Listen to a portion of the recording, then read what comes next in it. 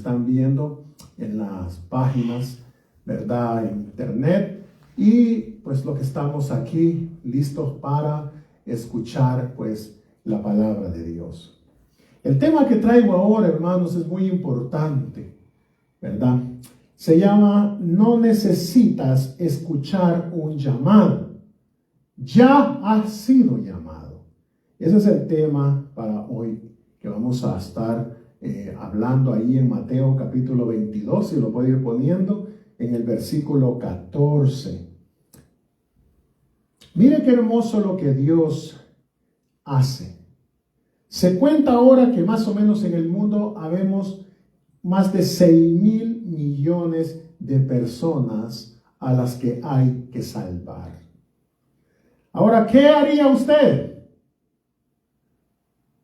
¿Enviaría uno o dos a salvar o enviaría a muchos? Claro que enviaríamos muchas personas a la campo, a la cosecha. Pero eso es exactamente lo que Dios ha hecho. Él ha llamado a muchas personas.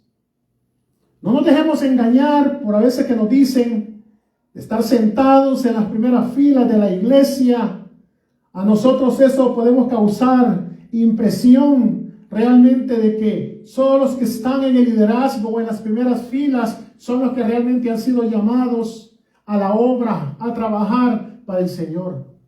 Y que la mayoría de la congregación no ha sido llamada a ese llamado para la obra del Señor. Así es que en realidad es todo al revés. Déjeme decirle, es todo al revés porque muchos, oiga bien, muchos, todos hemos sido llamados a esta preciosa obra del Señor. Y Él está interesado en salvar la humanidad. Vamos a hablar ahora, hermanos, de 5 verdades acerca del llamado de Dios. Por eso cuando leemos en la Escritura, en Mateo capítulo 22 y el verso número 14, Mateo 22, 14, mira lo que dice la Escritura. No sé qué pasó ahí. Mateo 22, 14. Bueno, dice la Escritura, mientras la van poniendo, dice: muchos son llamados, pero pocos los escogidos. Y note usted, hablando de esa Escritura, hermanos, si usted lee el contexto de ella, va a ver usted de que el Señor habla de que hubo una fiesta y que este rey invitó a personas, pero los primeros se negaron a ir a esa fiesta. Y resulta que después da una orden que vayan a las plazas, ¿verdad?, y inviten a todos al banquete. Y cuando están ahí, dice el Señor que vio uno que no llevaba las vestiduras apropiadas, la cual en el antiguo tiempo, ¿verdad?, el rey, el que invitaba, daba la comida y daba el vestuario para que fueran a esa fiesta. Cuando entra el rey, mira a una persona que está con vestidos inapropiados, no los que él había dado, sino que uno que él creía que era el que él quería para ir a esa fiesta. El mensaje de esa parábola es, hermano, de que nosotros, dice la Escritura, que la única forma de entrar a esas bodas es a través del plan salvífico del Señor, tal como Él lo estableció, para hacer de esas vestiduras que realmente Cristo nos ha provisto. Pero parece que en esta parte de la Escritura, este hombre es de aquellos que dicen: no, yo creo en Dios como yo creo, como a mí me enseñaron. Y son personas que no permiten que nadie les enseñe cómo es que las Sagradas Escrituras plantea realmente el plan salvífico. O personas que le dicen: no, yo soy así, o yo soy de esto, y yo no me cambio por nada. O sea, esta persona que entró a esa fiesta realmente no quiso ponerse la vestidura que el rey le dio, sino que se puso la que él quiso o la que él creyó que era conveniente. Como hablábamos en el estudio que estamos dando de árbol de justicia, hay muchas personas que, lo voy a volver a repetir ahora, que cuando tenemos ese momento doloroso de que parte un familiar o un amigo o alguien que parte, ¿verdad?, muere, automáticamente lo metemos al cielo. Y eso llena a mucha gente como de confort o de confortabilidad, de que realmente ya no está penando, está descansando, y bueno, ya no pasó nada, ya está tranquila, allá nos vamos a ver con el Señor. Las cosas en la palabra de Dios que Dios estableció no funcionan así. El hombre ha creado mecanismos para poder sentirse bien con su pecado y con su estilo de vivir. Aún dentro de la iglesia nos han acostumbrado a nosotros a que simplemente es venir a la iglesia, creer en Dios, escuchar la palabra de Dios, sentarnos ahí, pagar lo que tenemos que pagar, hacer y ya irnos para la casa y continuar nuestra vida rutinaria. No, el Señor nos ha llamado realmente, de acuerdo a lo que estamos leyendo aquí. Muchos son llamados, significa que grandes números de personas son llamadas. Muchos son llamados, significa que las masas son llamadas, que las multitudes son llamadas. Innumerables personas. La mayoría de personas son llamadas.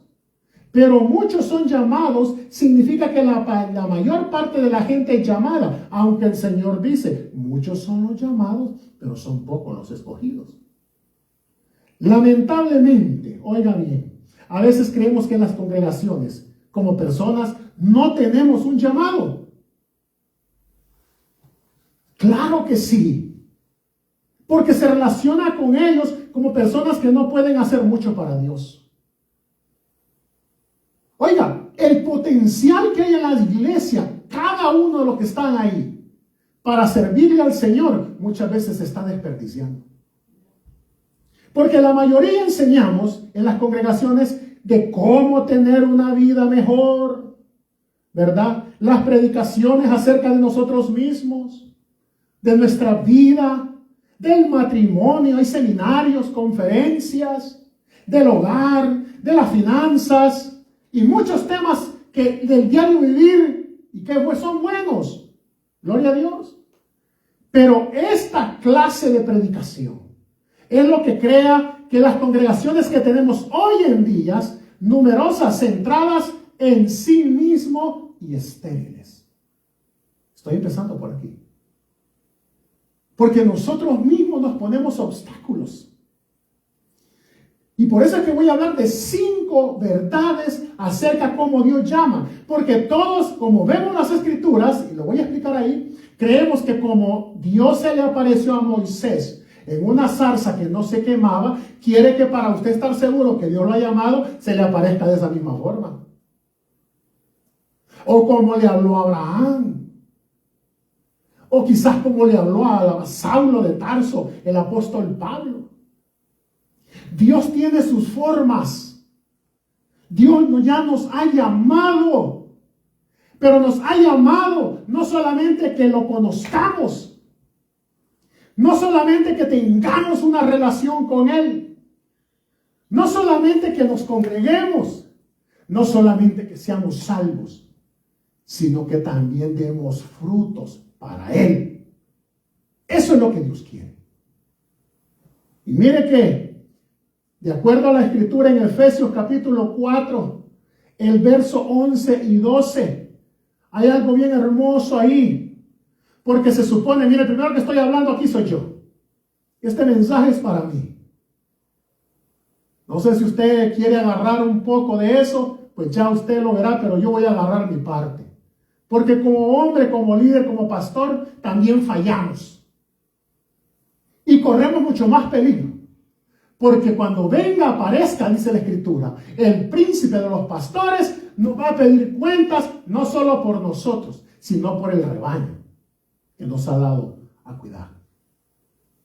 Y mire, dice la Escritura en Efesios 4, el verso 11 y 12. ¿Me lo puso ahí? Qué bueno. Dice, y Él mismo, el Señor Jesús, constituyó a unos apóstoles, a otros profetas, a otros evangelistas, a otros pastores y a otros maestros. Ah, pero es que yo no estoy en ese grupo porque usted no sabe. Esto es los ejercicios ministeriales. Pero usted lee en Romanos, hay otra clase de ejercicios que usted puede hacer en la iglesia. Los dones de servir. Ahí está, mire la lista. En Romanos 11. Hay ministerios. 1 Corintios 11 también habla. Aquí hay mucho que hacer. Alguien se tomó el tiempo para el dinero, lo que sea, para poder hablarle del evangelio, para mostrarle esta verdad hermosa. Lo mínimo que podemos hacer es compartir esto. Ir y hacer discípulos a las naciones, bautizándolos, y tenemos muchas escrituras hermosas. Si nosotros nos damos cuenta que Él ahí está dando una orden y no está haciendo acepción de personas, es una orden general. Ir, ese ir, si usted lo mira desde el griego en modo imperativo, es una orden ya. Vaya y convierta, haga discípulos a las naciones. Pero parece que nos hemos centrado. Mire lo que dice el verso 12 de lo que Él constituyó a estos hombres. ¿Para qué? A fin de perfeccionar a los santos para la obra del ministerio, para la edificación del cuerpo de Cristo. Si usted se siente o es parte del cuerpo de Cristo, es obligación el cuerpo humano en sí nosotros. ¿Hay alguna parte del cuerpo que a usted no le trabaja o le sobra? Si le sobra y no le sirve, pues, como hacen los médicos. Pues alguien que ya la vesícula, dicen ellos que no funciona. La vesícula, voy a poner un ejemplo de la vesícula. ¿Sabe cuál es el trabajo más fácil del doctor? Cortársela. ¿Usted cree que el cuerpo humano, cuando le quitan una parte de usted, no va a afectar? Claro. Si Dios puso esa parte en el cuerpo, es por algo. Es porque hace una función. Usted no puede decirle a este dedo, no me sirve, me lo voy a cortar. Y tal vez pueda desarrollar con estos 4, agarrar algo.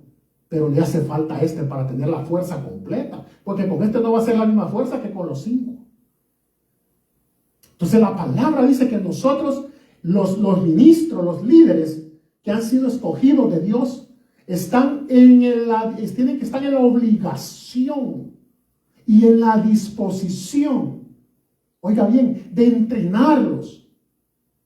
¿Para qué? Para la edificación del ministerio, para que como cuerpo de Cristo usted empiece a hacer la función que el Señor le ha puesto que haga dentro de la iglesia.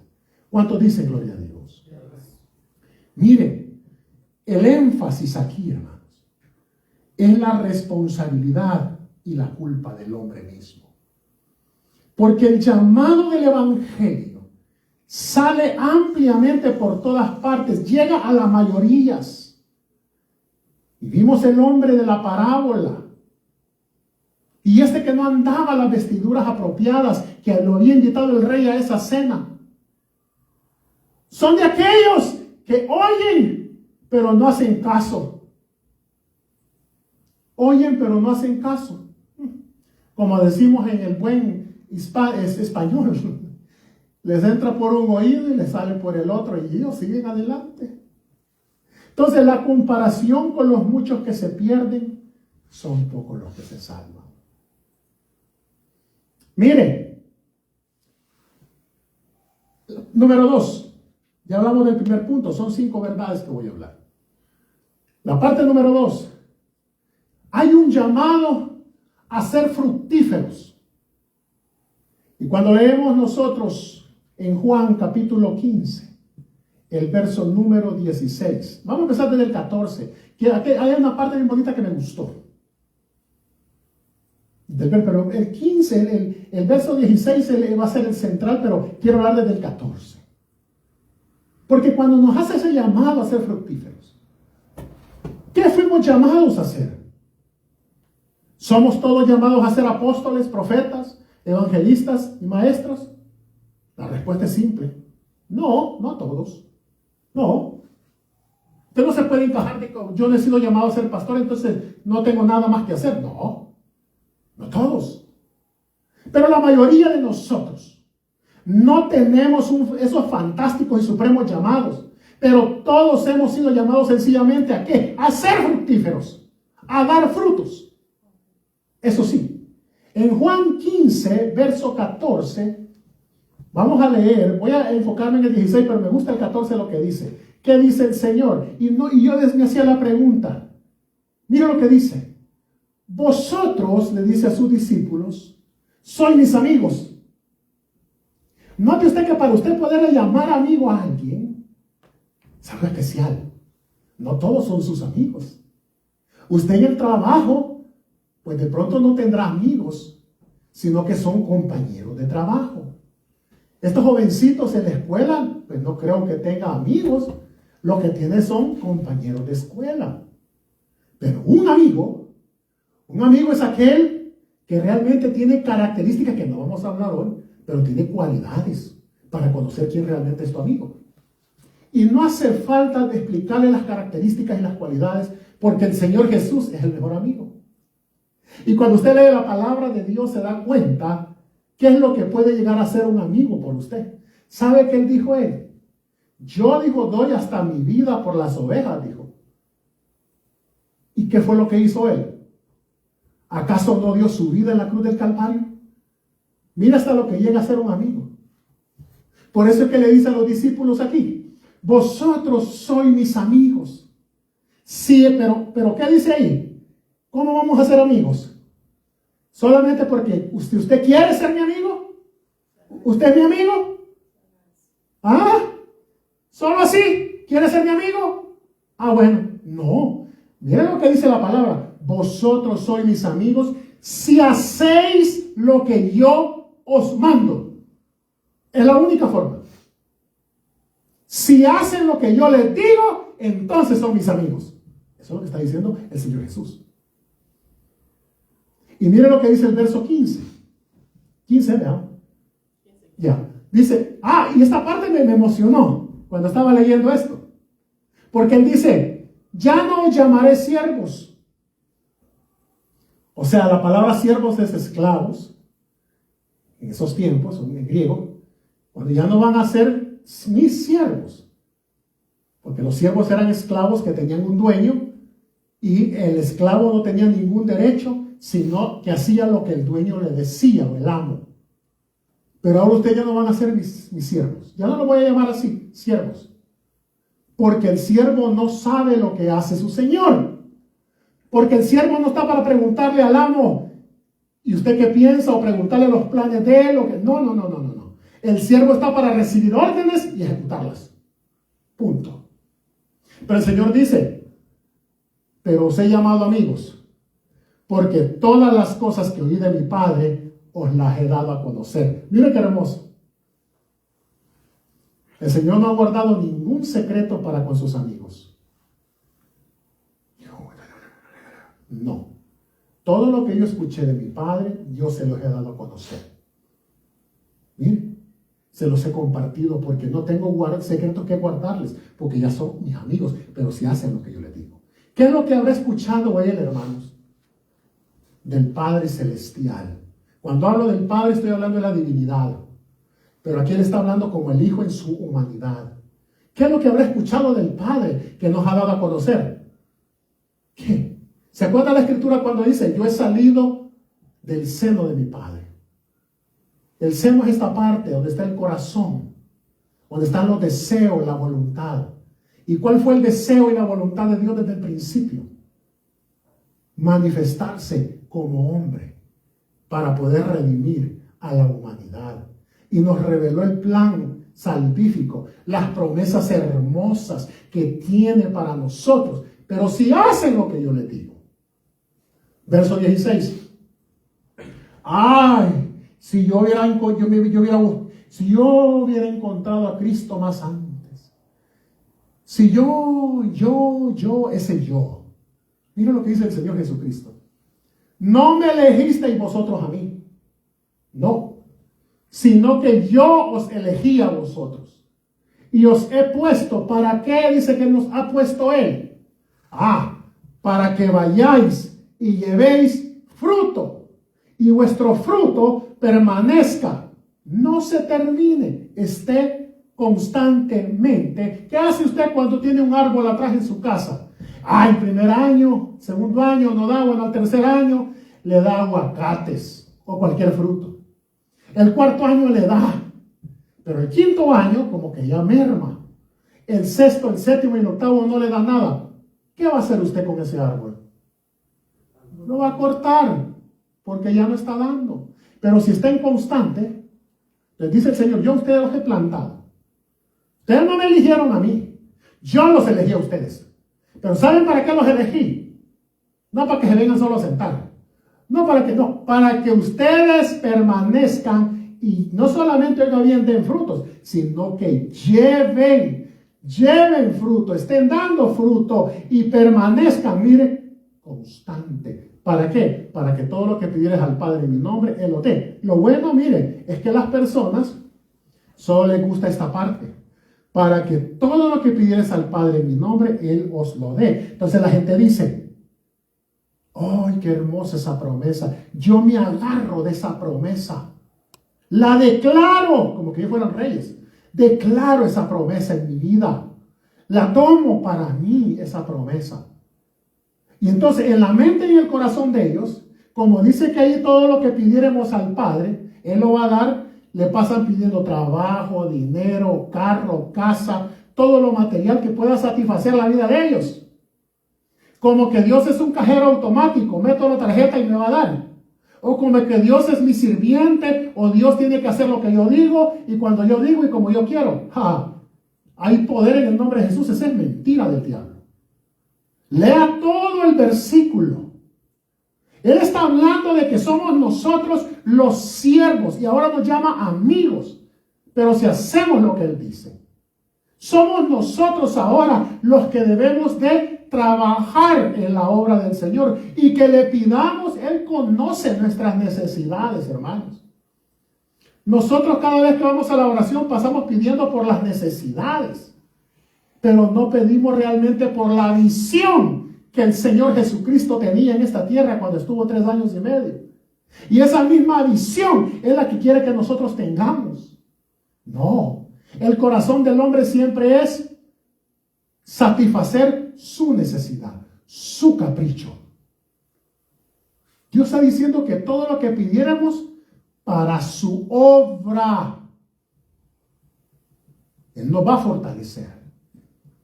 Él nos va a dar ese ánimo. Él nos va a abrir puertas. Él nos va a dar ese avivamiento, esas almas. Eso es lo que Dios quiere. ¿Cuántos dicen gloria a Dios? No se me duerma. Si nosotros siguiéramos esas hermosas enseñanzas cristianas, mire, la mayoría de nosotros seríamos sacrificiales, haríamos algo para Dios, hermanos. Pero lo más triste, quizá lo más horrible, las características de muchos cristianos que vemos hoy. ¿Por qué? Porque hacemos poco para Cristo. Estamos más preocupados por nosotros, somos egocentristas, nos hemos vuelto egocentristas, egoístas. Yo, Señor, dame, Señor, mira, quiero, Señor, aquí, Señor, allá, Señor, estoy afligido, Señor, esto. Pero ¿qué dijo el Señor? Amarás a tu prójimo como a ti mismo. ¿Cuántos de nosotros elevamos oraciones pidiendo por los pecadores de esta ciudad? Por aquellos que necesitan salvación. Hemos sido salvados, hermanos, por ese asombroso acto de amor y gracia. Pero no estamos preparados para dejar nada con tal de salvar a otros. Bueno, no nosotros. El Señor Jesús a través de nosotros. Porque Él es el único que salva. El hombre no salva a nadie. Pero es muy triste ver que muchos de nosotros desperdiciamos nuestra vida haciendo nada para el Señor. Punto número 3.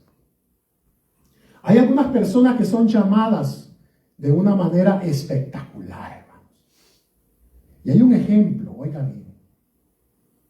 En Hechos capítulo 9. Verso número 3 al 6.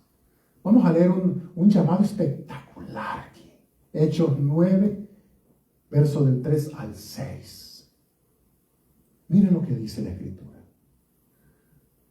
¿Lo puso ahí? Ahí está. Mas yendo por el camino, aconteció que al llegar cerca de Damasco, repentinamente le rodeó un resplandor de luz del cielo. Verso 4. Y cayendo en tierra oyó una voz que le decía: Saulo, Saulo, ¿por qué me persigues? Y dice el verso siguiente, él dijo: ¿quién eres, Señor? Y le dijo: yo soy Jesús, a quien tú persigues. Dura cosa te es dar coces contra el aguijón. Y el verso 6 dice: él temblando y temeroso dijo, ¿qué fue lo que le dijo? Lo primero que le dijo Saulo al Señor. Mire que no le preguntó, Señor, mire, fíjese, con excusas, no, que mire, que... Él no empezó con excusas, Pablo. Pablo no estaba hablando de otro tema, sino que inmediatamente Pablo, de esa visión que él tuvo, hubo un despertar en él. Por eso yo le llamo que esto es algo espectacular. Porque muchos de nosotros al ver esa cosa, a pesar que el hombre tenía miedo y estaba temblando, ¿qué podía decir usted? ¿Y qué es esto? ¿Y qué será esta luz? Acuérdese que era mediodía, dice la Escritura. Y usted sabe que ese sol del desierto es resplandeciente. Pero la luz que vio Pablo era mucho más resplandeciente que el sol. Era algo espectacular. Y la pregunta que hace Pablo inmediatamente es: ¿qué quieres que yo haga? Sé que usted es Dios. ¿En qué le puedo servir? Y el Señor le dijo: levántate y entra en la ciudad y se te dirá lo que debes hacer. Porque el Señor no le habló directamente y le dio instrucción ahí, sino que lo mandó desde un Ananías. ¿Qué es lo que tenía que hacer? ¿Qué fue lo que le dijo primero a Ananías? Levántate y bautízate invocando su nombre. Pablo, has tenido un encuentro con Jesucristo, pero necesitas morir a tu vieja naturaleza. Necesitas ser sepultado, bautizándote en el nombre de Jesús. Necesitas nacer de nuevo del agua y del Espíritu, como lo estableció el Maestro. El Señor no se lo dijo, ocupó hombres y sigue ocupando hombres. Ay, Señor. Nos ha confiado tanto el Señor. Por eso es que el día que entreguemos cuentas van a ser serias. Porque el Señor nos ha confiado, Él dijo: lo que yo escuché de mi Padre que estaba en secreto desde antes de la fundación del mundo, yo se los he revelado a ustedes. Grandes cosas, promesas. No se oyen los amenes. No se oyen los amenes. Amén. Amén. Me están muriendo. Se me están quedando. Qué manera más espectacular, hermanos. Cómo el apóstol Pablo fue y tuvo ese llamado. Esa luz brillante que descendía del cielo. Y esa voz que escuchó que le hablaba.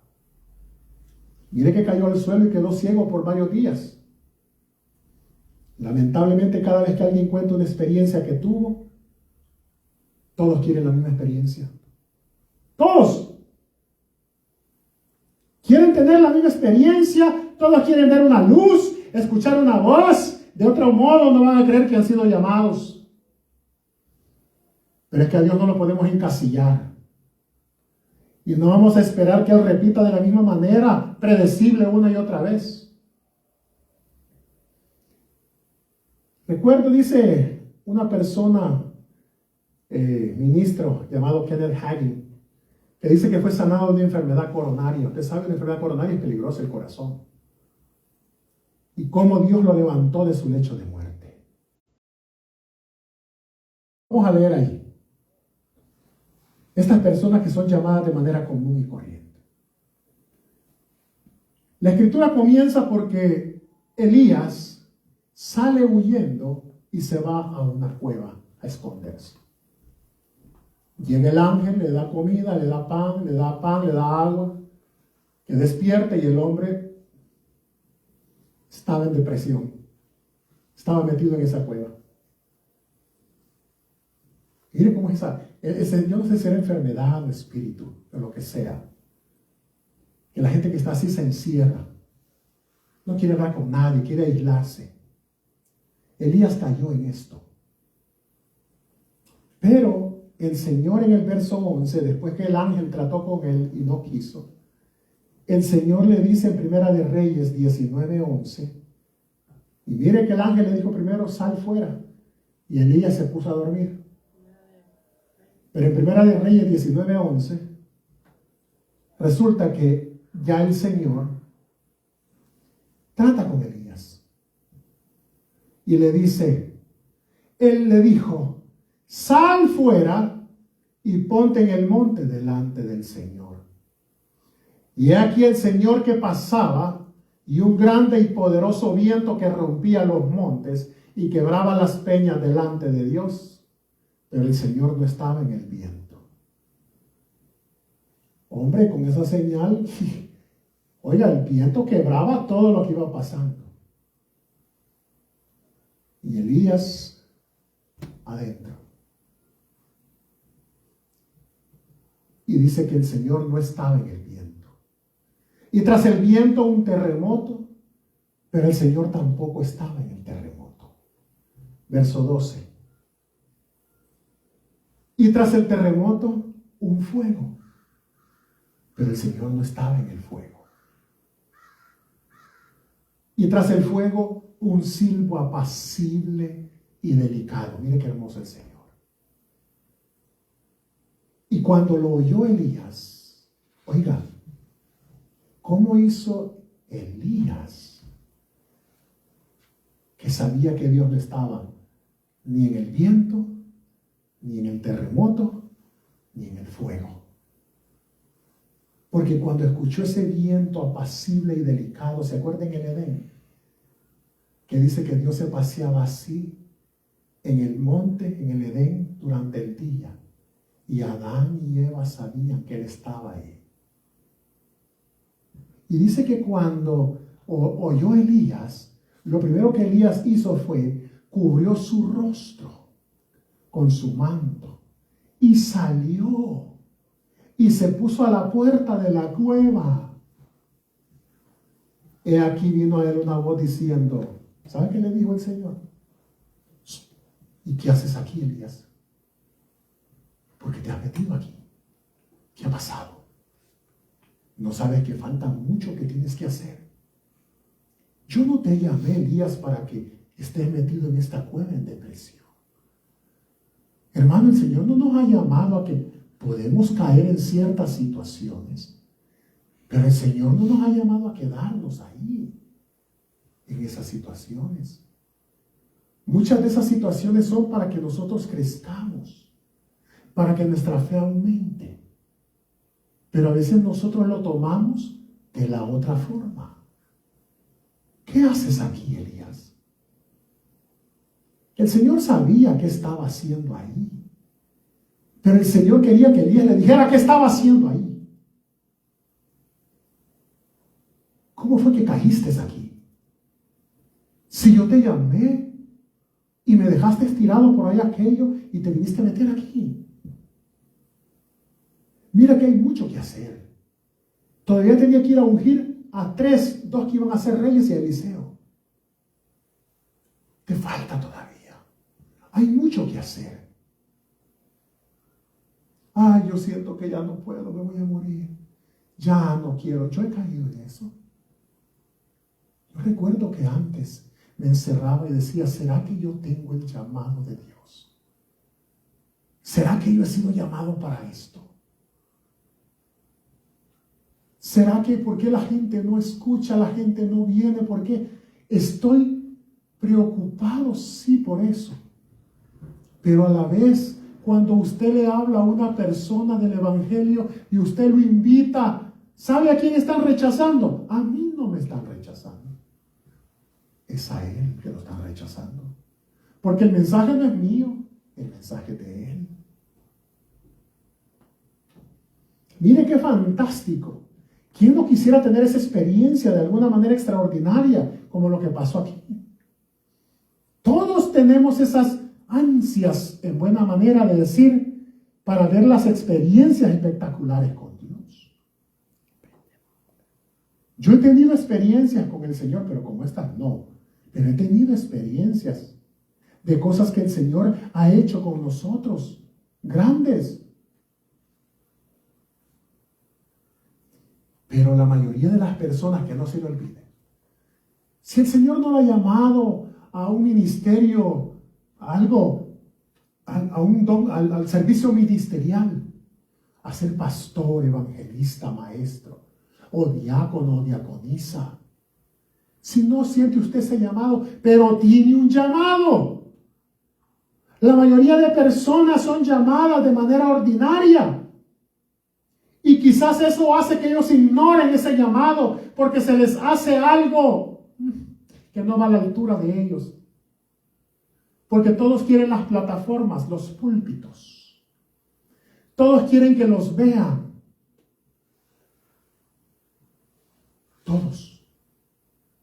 Pero hay personas que tienen un potencial, intercesores en oración, ganadores de almas. Yo siento, esto es algo mío, yo siento que una persona que tiene ese talento, ese don en la intercesión de oración, en ganar almas, es más que estar en la plataforma. Así es mi forma de pensar. Porque ellos son los que traen almas. Claro, el pastor es el que está encargado de darles el crecimiento. Pero bueno, todos son importantes. Pero unos cumplen unas funciones más que otras. Porque es el cuerpo de Cristo. Muchas personas, oiga bien, son llamadas pero sencillamente no lo saben.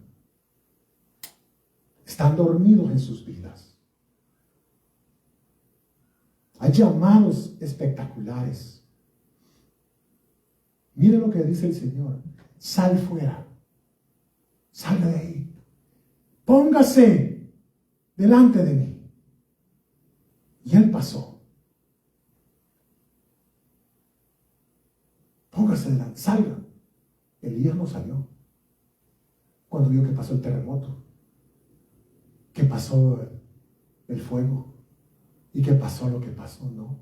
Después dice la Escritura que Elías, cuando oyó ese silbo apacible y delicado, lo primero que Elías hizo fue que cubrió su rostro con el manto y salió, pero no salió del todo. Se puso a la puerta de la cueva. Y ahí Dios le habló.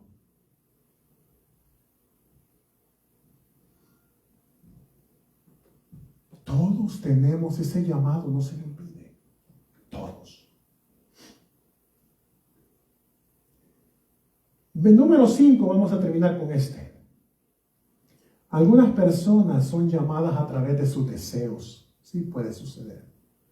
Cuando leemos 1 de Timoteo capítulo 3 y el verso 1, Pablo pone una palabra ahí y dice, si usted desea algo, bien puede. Pero, ahí está el pero. 1 de Timoteo 3:1. Mire lo que dice.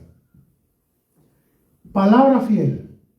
Si alguno anhela o desea obispado, no desea nada malo, buena obra desea. Pero, dice Pablo, es necesario que el obispo sea irreprensible, marido de una sola mujer, sobrio, prudente, decoroso, hospedador, apto para enseñar. Bueno, usted desea esto, qué bueno. No hay nada de malo que usted desee servir, pero necesita cumplir con estos requisitos. Necesita cumplir con estos requisitos. Mire que vamos a ir terminando con algo hermoso. Me llamó la atención esta historia para terminar. Resulta que una vez, dice un predicador, que se puso a conversar con un taxista inglés. que lo llevaba por el centro de Londres. Y dice que él le preguntó si creía en Dios. El taxista le dijo, claro que no, yo no creo en Dios. Y entonces dice que le volvió a preguntar, ¿y usted cree que existe el infierno? Y le dijo que no, tampoco creo en el infierno. Y dice que insistió y le dijo, ¿pero cree en el cielo? Yo no creo en ninguna de esas cosas. Entonces dice que el taxista le pregunta al predicador, le quiero hacer una pregunta, sí. Adelante, pregúnteme lo que quiera. ¿Y usted cree en el cielo? Le dijo. Claro que sí. Claro que creo en el cielo. Entonces permítame hacer otra pregunta. Si usted cree que irá al cielo, ¿por qué no se quita la vida y así va al cielo ya mismo? De esa manera se va a evitar los problemas económicos, de deudas y problemas de este mundo. Él dice que se quedó petrificado, no esperaba esa pregunta, le pareció haber tenido sentido. Si el cielo es algo grandioso, ¿qué estaba haciendo yo aquí en la tierra? ¿Por qué no me quitaba la vida para marcharme de este miserable mundo? Ya mismo él se preguntaba eso. Es una buena pregunta. Pero dice que llegó al destino y ya no preguntó, ya no siguió la conversación y terminó ahí, pero él quedó pensando. Hermano, aunque Dios ha tocado nuestra vida y nos ha dado las promesas del cielo y esperamos llegar a ese lugar celestial y estar allá todos juntos, hay trabajo para hacer en la tierra todavía. Por eso el Señor nos escogió, porque hay cosas que debemos de lograr para el Señor. Dios espera que respondamos a eso. Cuando vemos al Señor Jesús sucede algo maravilloso. Mateo 11, 28, 29, Él nos quita nuestra carga de pecado y de oscuridad para darnos su carga. Eso es lo que hace el Señor.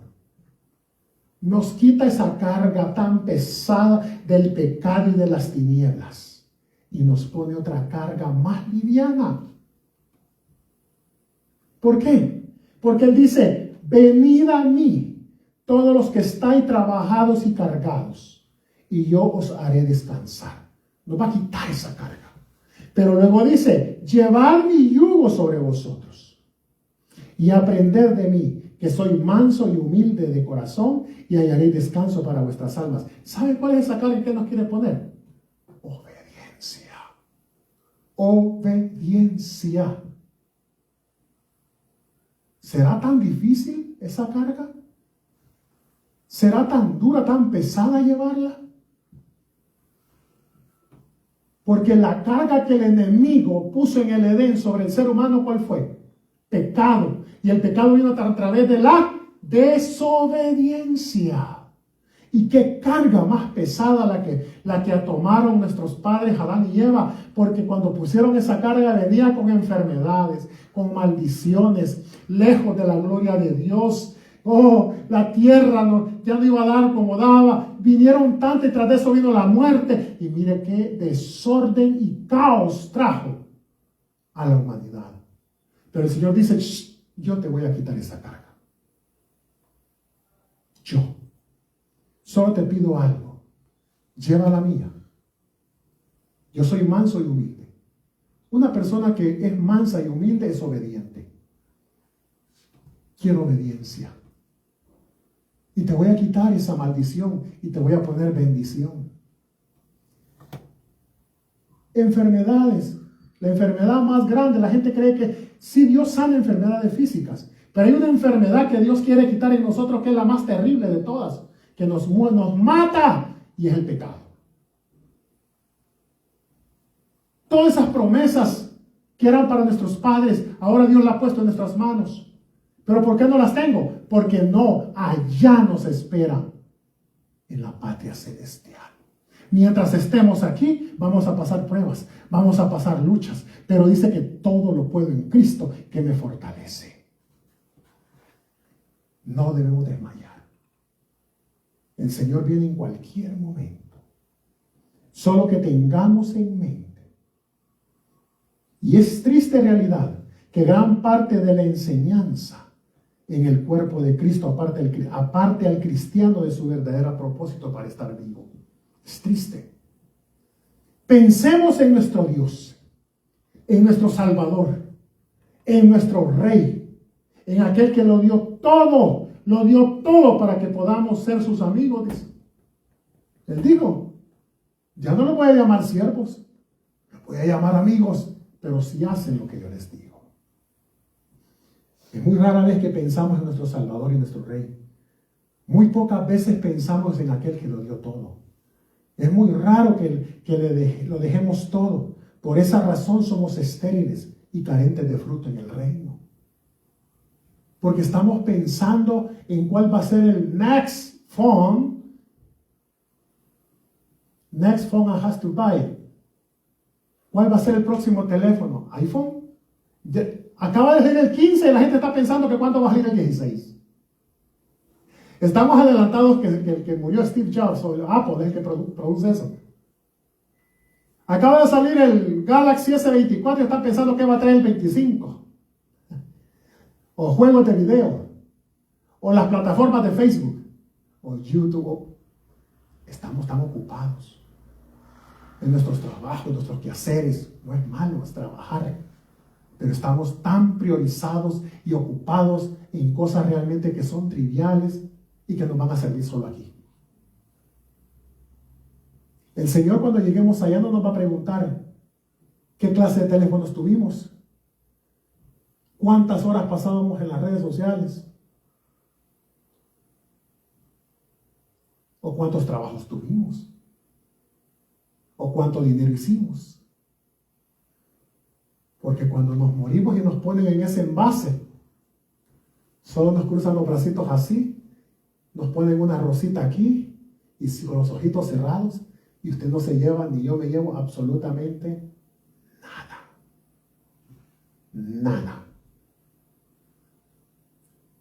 Hay un pastor en Calgary que a mí nunca se me olvida, que dice que cuando él comenzó el ministerio, él hizo un tour por el cementerio. Y se le quedaba viendo a las lápidas, donde estaban los muertos. Y él dice que automáticamente vio su nombre, se enfocó en ver su nombre ahí. Y decía él, si yo estuviera ahí, ya listo para entregar cuentas, porque después de muerte, la Biblia dice, una vez muerto, después viene el juicio.